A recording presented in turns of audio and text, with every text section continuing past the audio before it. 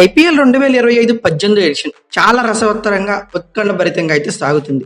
ఏ franchise కూడా ఆడిన 3 మ్యాచ్ల్లో 3 గెలవలేదంటే మీరే అర్థం చేసుకోవచ్చు ఒక్కొక్క ఫ్రాంచైజీని రిమైనింగ్ ఫ్రాంచైజీలు ఎంతగా డామినేట్ చేస్తున్నాయో అని. అయితే ఓవరాల్గా Punjab Kings, Delhi Capitals, Gujarat Titans, RCB ఈ సీజన్లో అయితే గాడిలో పడ్డాయి. రిమైనింగ్ ఫ్రాంచైజీలు 3 మ్యాచ్ల్లో 1 చొప్పున గెలిస్తే ఇవి మాత్రం 2 చొప్పున గెలిచి ముందు ప్లేస్లో ఉన్నాయి అని చెప్పుకోవచ్చు. అయితే ఈ సీజన్ ఆసక్తిగా జరుగుతున్నప్పటికీ ఉత్కంఠభరితంగా జరగడం లేదు అని మాట్లాడుకోవచ్చు. 1 సైడెడ్ మ్యాచెస్గా సాగుతున్నాయి. బట్ ఈసారి అలా జరగకుండా 2 డిఫరెంట్ ఫ్రాంచైజీలు అయితే ఒక ఇంట్రెస్టింగ్ పోరుకి అయితే సిద్ధమైపోయాయి. ఐపీఎల్ 2025 18 ఎడిషన్లో పార్ట్గా మ్యాచ్ నెంబర్ 16గా ఏప్రిల్ 4న రాత్రి 7:30 భారతరత్న శ్రీ అటల్ బిహారీ వాజ్పేయి ఎకానా క్రికెట్ స్టేడియం వేదికగా, లక్నో వేదికగా అంటే ఎల్ఎస్జీకి హోమ్ గ్రౌండ్గా ఎల్ఎస్జీ మరియు ముంబై ఇండియన్స్లు ఒక బిగ్ ఫైట్కి అయితే సిద్ధమైపోయాయి. అయితే లక్నో సూపర్ జైంట్స్ ఇప్పటి వరకు ఈ సీజన్లో 3 మ్యాచ్లు ఆడి కేవలం 1 గెలిచింది. ఆ తర్వాత ముంబై ఇండియన్స్ కూడా 3 ఆడి 1 గెలిచి వస్తుంది. బట్ లక్నో సూపర్ జైంట్స్ ఈ మ్యాచ్కి ముందు వీళ్ళ హోమ్ గ్రౌండ్లో అంటే 3 డేస్ బ్యాక్ పంజాబ్ కింగ్స్ చేతిలో ఘోరంగా ఓడి ఈ మ్యాచ్కి అయితే సిద్ధమైంది. అయితే అదర్ ఎండ్లో ముంబై ఇండియన్స్ తొలి 2 మ్యాచ్లు ఓడాక డిపెండింగ్ ఛాంపియన్ అయిన కేకేఆర్ని చిత్తుగా ఓడించి రెట్టింపు ఉత్సాహంతో ఈ మ్యాచ్కి అయితే సిద్ధమైంది. సో ఈ మ్యాచ్ చాలా ఇంట్రెస్టింగ్గా ఉండబోతుంది అనటంలో ఎటువంటి సందేహం అయితే లేదు. అయితే ఈ మ్యాచ్ జరిగే స్టేడియం డీటెయిల్స్ ఏంటి, పిచ్ రిపోర్ట్ ఎలా ఉండబోతుంది, వెదర్ కండిషన్ ఎలా ఉంటుంది, లైవ్ ఎక్కడ చూడొచ్చు, ఐపీఎల్ స్టాట్స్ ఈ గ్రౌండ్లో ఎలా ఉన్నాయి, అలాగే ఈ టీమ్స్ మధ్య హెడ్ టు హెడ్ రికార్డ్స్ ఎలా ఉన్నాయి, బోత్ టీమ్స్ యొక్క ప్లేయింగ్ 11 ఎలా ఉండబోతుంది, వీటన్నిటికి గురించి ఖచ్చితంగా ఈ వీడియోలో కంప్లీట్గా తెలుసుకుందాం. ముందుగా ఈ మ్యాచ్ జరిగే స్టేడియం డీటెయిల్స్ గురించి మాట్లాడుకుంటే ఎకానా క్రికెట్ స్టేడియంలో మ్యాచెస్ అయితే జరగబోతుందండి. చాలా బ్యూటిఫుల్ స్టేడియంగా మాట్లాడుకోవచ్చు.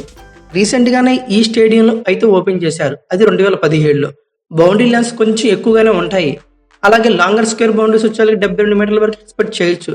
స్ట్రైట్ బౌండరీ వచ్చేసరికి 78 మీటర్ల వరకు ఉంటుంది. ఇక షార్ట్ వన్ వచ్చేసరికి 69 మీటర్ల వరకు చూడొచ్చు. ఇక బ్యాటింగ్ అయితే ఫస్ట్ బ్యాటింగ్ అయితే బెస్ట్ అడ్వాంటేజ్ అయితే ఉంటుంది. అలానే ఈ స్టేడియంలో ఆడియన్స్ కెపాసిటీ 50,000 వరకు ఎక్స్పెక్ట్ చేయొచ్చు.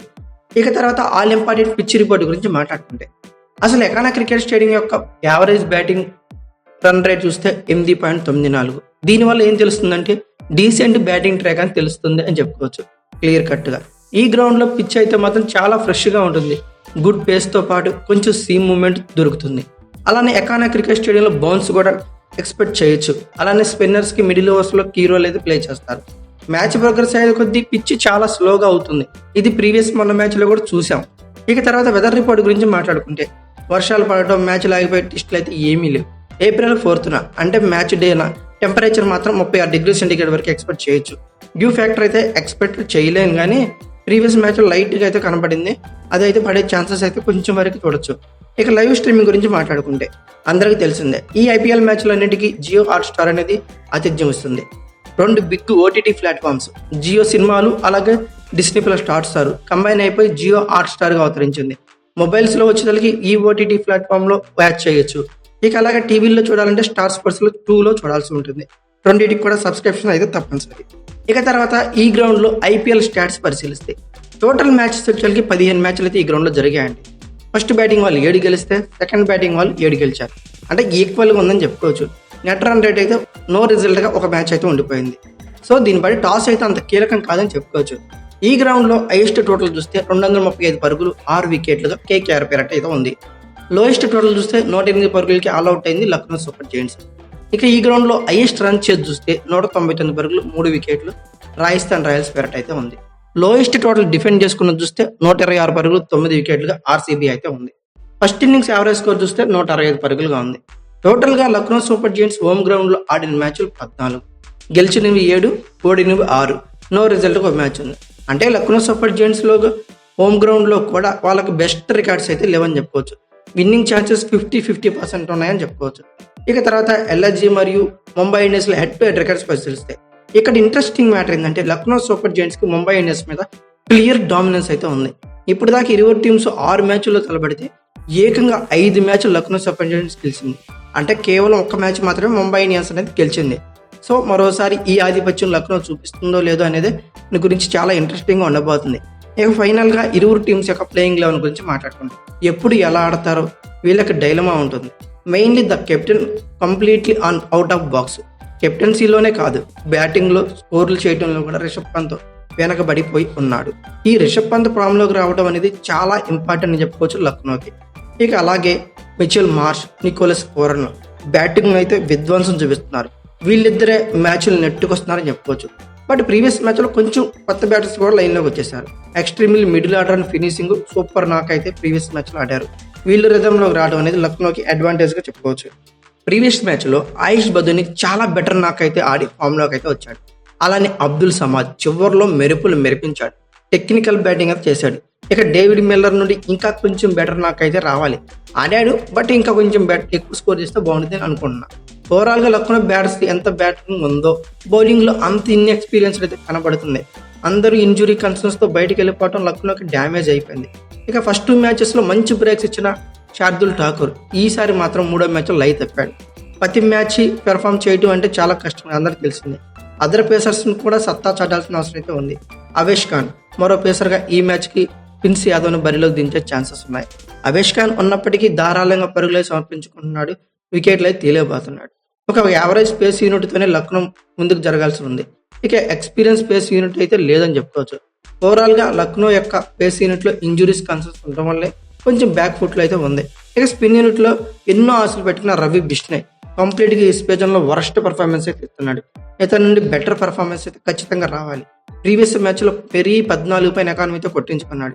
ఇక తర్వాత కొత్త బౌలర్ దిగ్వేష్ సింగ్ రాతి బెటర్ స్పిన్ యూనిట్లో బెటర్గా కనబడ్డాడు. లక్నోని కొద్దిగా గొప్ప ఆదుకుంటుంది ఇతను శార్దుల్ ఠాకూర్ అని మాట్లాడుకోవచ్చు. ఓవరాల్గా వీళ్ళ ప్లేయింగ్ లెవెల్లో నేనైతే పేస్ యూనిట్లో ఒక చేంజ్ ఎక్స్పెక్ట్ చేస్తున్నా. ఇక రిమైనింగ్ అంతా సేమ్ టు సేమ్. ఓవరాల్గా వీళ్ళ ప్లేయింగ్ లెవెల్ పేపర్ మీద అయితే పరిశీలిద్దాం. Aiden Markram, Mitchell Marsh, Nicholas Pooran, Rishabh Pant, Ayush Badoni, David Miller, Abdul Samad, Shardul Thakur, Avesh Khan, Digvesh Rathi, Ravi Bishnoi ఇలా ఉన్నారు. ఇంపాక్ట్ ప్లేయర్స్గా ప్రిన్స్ యాదవ్ కానీ షబాజ్ అహ్మద్ని కానీ యూజ్ చేసుకునే ఛాన్సెస్ అయితే కనబడుతున్నాయి. ఇక ఫైనల్గా ముంబై ఇండియన్స్ యొక్క ప్లేయింగ్ లెవెన్ గురించి మాట్లాడుకుంటే ప్రీవియస్ మ్యాచ్ డిఫెండింగ్ ఛాంపియన్ కేకేఆర్ను చిత్తుగా ఓడించిందండి. మెయిన్లీ కేకేఆర్ని 116 పరుగులకి ఆల్అౌట్ చేసింది. ఒక్కరు కాదు, ఇద్దరు కాదు. ముంబై బౌలింగ్ యూనిట్ మొత్తం అబ్సల్యూట్లీ ఈ మ్యాచ్లో అయితే స్పాట్ అని చెప్పుకోవచ్చు. ట్రెంట్ బోల్ట్, దీపక్ చాహర్ అద్భుతంగా తొలిలో బౌలింగ్ చేశారు. వీళ్ళే అద్భుతంగా చేశారనుకుంటే వీళ్ళలో వచ్చిన అరంగేటర్ బౌలర్ లెఫ్ట్ హ్యాండ్ పేసర్ కేకేఆర్కి అయితే చుక్కలు చూపించాడు. తొలి మ్యాచ్లోని ఏకంగా 4 వికెట్లు పడగొట్టి ప్లేయర్ ఆఫ్ ద మ్యాచ్కి ఎన్నికయ్యాడు. అశ్విన్ కుమార్ ఒక్కసారిగా అందరి చూపును తన వైపు తిప్పేసుకున్నాడని చెప్పుకోవచ్చు. అలానే హార్దిక్ పాండ్యా కూడా టచ్లోనే ఉన్నాడు, ఇటు బౌలింగ్లో అటు బ్యాటింగ్లో. ఇక ముంబై స్పిన్ యూనిట్ వెళ్ళగానే ఉంది. విఘ్నేష్ పుత్తూరు మొన్న మ్యాచ్లో ఉన్నాడు, ఒక వికెట్ తీశాడు. అలాగే మిచెల్ శాండర్ గురించి కొత్తగా చెప్పేదేం లేదు, ఎప్పుడు స్పాట్ అనే ఉంటాడు. అయితే ముంబై కన్సర్న్ అంతా బ్యాటింగ్ యూనిట్లో మెయిన్లీ రోహిత్ శర్మ మీద అని చెప్పుకోవచ్చు. తన బ్యాట్ నుండి గత 3 మ్యాచ్ల్లో అసలు పరుగులే రాలేదు. రోహిత్ శర్మ ఫామ్లోకి వస్తే ఇక ముంబైని ఆపడం కష్టమని చెప్పుకోవచ్చు. ఇక తర్వాత రియాన్ రికల్టన్ నిన్న మ్యాచ్లో అద్భుతమైన బ్యాటింగ్ చేశాడు, మ్యాన్ ఇన్ ఫామ్ అని చెప్పుకోవచ్చు. విల్ జాక్స్ కూడా రోహిత్ శర్మ లాగానే అతని దారిలోనే ఉన్నాడు. ఇతను కూడా పరుగులు చేస్తే ముంబైని కాపడం కష్టమే. అలానే సూర్యకుమార్ యాదవ్ మెరుపు ఇన్నింగ్స్ అయితే మొన్న ఆడాడు. 9 బంతుల్లో ఐ థింక్ 27 పరుగులు అనుకుంటా, 300 స్ట్రైక్ రేట్తో కొట్టాడు. ఇక తిలక్ వర్మ, హార్దిక్ పాండ్యా, నమందీర్లతో మంచి బ్యాటింగ్ ఫినిషింగ్గా కనబడుతుంది. ఓవరాల్గా వీళ్ళ పేపర్ మీద సాలిడ్గా కనబడుతుందని చెప్పుకోవచ్చు వీళ్ళ ప్లేయింగ్ లెవెన్. నేనైతే వీళ్ళ ప్లేయింగ్ లెవెన్లో ఏం చేంజెస్ అయితే ఎక్స్పెక్ట్ చేయడం లేదు, ఎందుకంటే విన్నింగ్ టీము అదిగా కేకేఆర్ మీద అద్భుతమైన విజయం నమోదు చేసింది. అలాంటి ప్లేయింగ్ లెవెన్తో మరోసారి రంగంలో దిగే ఛాన్సెస్ అయితే ఉన్నాయి. ఓవరాల్గా వీళ్ళ ప్లేయింగ్ లెవెన్ పేపర్ మీద పరిశీలిస్తే Rohit Sharma, Ryan Rickelton, Will Jacks, Suryakumar Yadav, Tilak Varma, Hardik Pandya, Naman Dhir, Mitchell Santner, Deepak Chahar, Trent Boult, Ashwani Kumar ఇలా ఉన్నారు. ఇంపాక్ట్ ప్లేయర్స్గా విఘ్నేష్ పుత్తూర్ కానీ రాబిన్ మింజన్ కానీ యూజ్ చేసుకునే ఛాన్సెస్ ఉన్నాయి. అయితే ఈ గ్రౌండ్ గురించి, వీళ్ళిద్దరు హెడ్ రికార్డ్స్ గురించి, ఈ పిచ్ రిపోర్ట్ గురించి, అలానే వీళ్ళ ప్లేయింగ్ లెవెన్లో చేంజెస్ గురించి అన్ని చూసినాక నా ఒపీనియన్ ప్రకారం ముంబై ఇండియన్స్ యొక్క విన్నింగ్ పాసిబిలిటీ 54% గాను, లక్నో సూపర్ జైంట్స్ యొక్క విన్నింగ్ పాసిబిలిటీ 46% గాను ఉంది. ఇది నా ఒపీనియన్ మాత్రమే. మీ ఒపీనియన్ ప్రకారం ఈ మ్యాచ్ ఎవరు గెలుస్తుంది అనుకున్నా ఖచ్చితంగా కామెంట్ బాక్స్లో పిన్ చేయండి.